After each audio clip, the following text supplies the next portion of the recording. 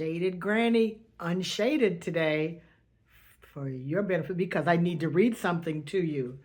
But I came across this today and I'm going to refer to the paper because to me it's very, it makes so much sense to what's going on now. And I think if we're not paying attention as we move into these new eras, we're going to miss what's really going on. I'm referring back to the payment reader. I know everybody knows we used to have to go to the store and you present your card. Your card used to have an emboss on it, and it has to be put in a card reader, and then you get the little paper and the carbon and all that. But I'm going to go through the evolution of a payment reader, of where we are now.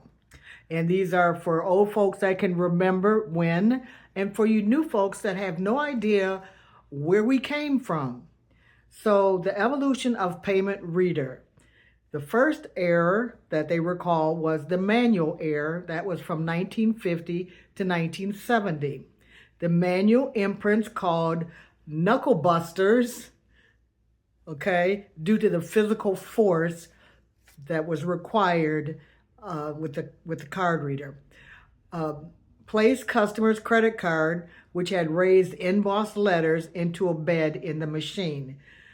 Layer a 3-part carbon paper form over the card.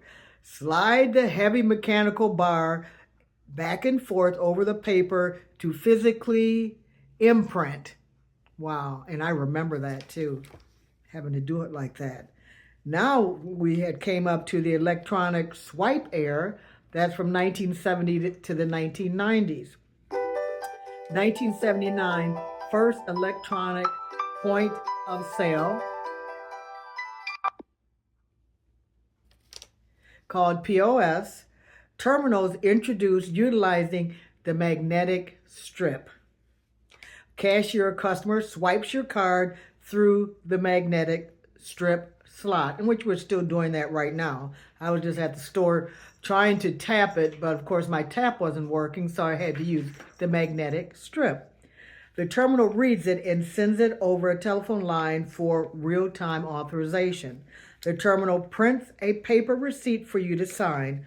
That method is still in use right now. The chip and the pin.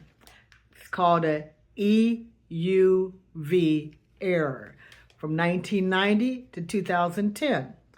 This was the transaction from the magnetic strip to the it's EMV chip. Didn't know it had a name, but it's after the creators, which is Europay, MasterCard, and Visa. Interesting, huh? Instead of swiping, customers can now begin dipping or inserting their cards and entering a PIN entry. And we're still doing that now, but I think they're going to try and get away from that as time goes on. The next one is the contactless mobile era 2010 to the present. Currently in this era, it's called NFC, Near Field Communications. Physical contact with readers is no longer required.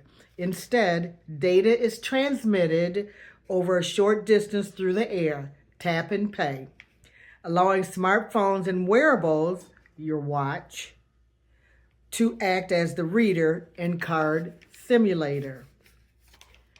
Interesting, right? Tap and pay, tap and go. As you can see it evolving, and let's look at where we're headed. It's called the Invisible and Biometric Era, 2025 to the future. This era, the payment reader as a standalone device begins to disappear. It is replaced by sensors, cameras, and a biological recognition. What does that mean?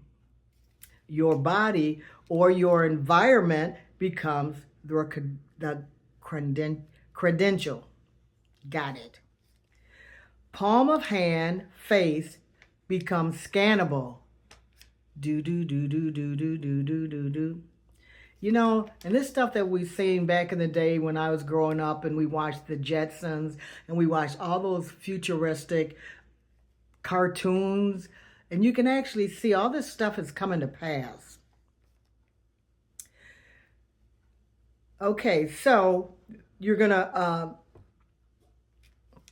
palm of your hand and face become scannable. Just walk into a store shopping, because I know Amazon's got this, or Whole Foods, and instead of presenting a card or a phone to a reader, you are identified by your palm print, your face, or even the way you walk. Oh my gosh. How far into this are we going to go? There's one more process that we're heading into. It's called the AI agents. This era also introduces, hold on please.